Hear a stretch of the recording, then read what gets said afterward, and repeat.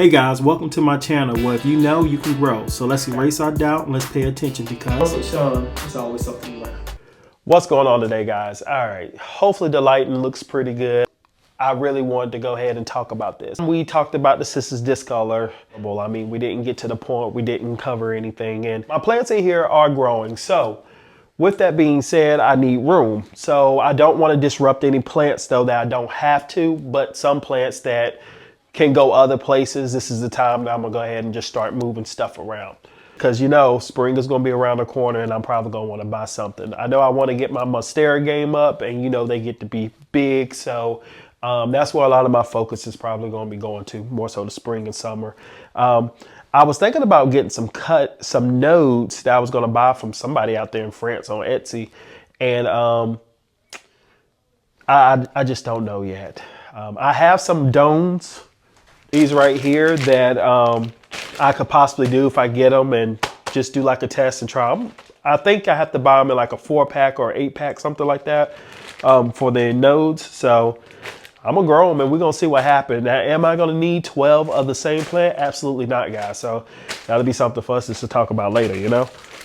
Was gonna try to take this plant right here out and just put it over into my other greenhouse that I have over there. It's a little bit neater and plus it allows me to break this down. Came over here, that is not going to be able to happen because this whole plant has completely just vined all inside of here. To water propagate this plant is, you want to make sure you have enough stem inside of the water. So basically if I took a cutting like this right here, about a 6 leaf, something like that, all of these would be completely submerged in the water. So I would remove these leaves and then I would just keep the one at the top and it'll grow. So I am going to be able to get a whole lot of cuttings from it. I'm not worried about the plant so far. I don't care if all I have is 7 pieces of the plant by the time I'm done, because what I'm going to do is I'm not going to try to put no 6 nodes in there. I'm going to try to get 12 nodes submerged in the water, because more roots means the plant's going to grow a lot faster once I put it into that soil, right?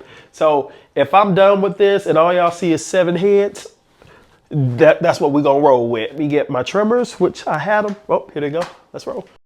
All right, guys, this is my Cissus Discolor, also known as a Rex begonia vine. It's a beautiful plant, and this is one of those ones where I went to the store, saw it, just had to have it, didn't know what the care levels was for it, and quickly found out. The plant is a very, very fast grower, and I will also say very hardy grower. However, it doesn't matter how great something is or how easy a plant can grow if you can't provide its basic needs, you know, and in this case, it's watering. Early in my plant journey, I've always been clear with you all is that watering was just a big struggle for me. I wasn't a person who gave my plants too much water. I just didn't give them enough. And that was because I just read so many just bad stories about root rot, this and that. So I was like, well, that won't happen to me. And in return, I ended up with a plant that needs to have constant moisture at all times. This plant does not like to be soggy in the soil, but it likes to be moist. It's the only plant that I have that likes to do that. So I often overlook the care needs of it. I thought sitting or putting a humidifier inside of the tent would solve that problem, but the humidifier stopped operating on a timer, which was going to require me to be able to turn it on and off, and that just didn't happen. This is all the Cissus Discolor. You know, finally a plant I know how to pronounce too. It's kind of nice to be able to say that in full confidence, you know.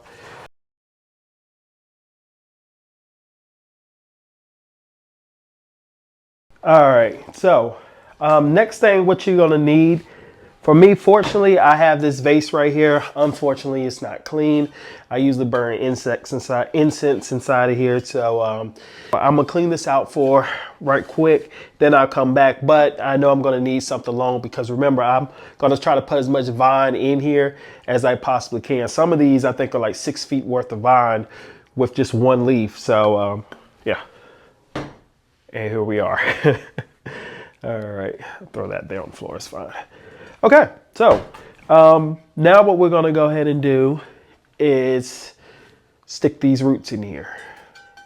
Or vines, sorry, roots. Remember, you wanna take as far as you wanna go. With me, I'm fine with having this amount of leaves being out because I have a lot of that in there. You should take the leaves off before you put them in here. The more you can get inside of here, the better. All right, guys, and this is the part where reality starts to kick in. All right, do I know absolutely everything that I'm doing with my plant? Absolutely not. I can only go with the research and can only go with what's been recommended and by what I've learned. So, I do know that this is one of the best methods to make sure that this plant comes back. But anytime you're doing any type of propagation or repotting, it's that stress of, is it going to come back? Is it going to bounce back? I'm doing everything according to the way I've been told, so it should come back. However, things can happen. This is the part where you can't beat yourself up personally because you didn't know, you know?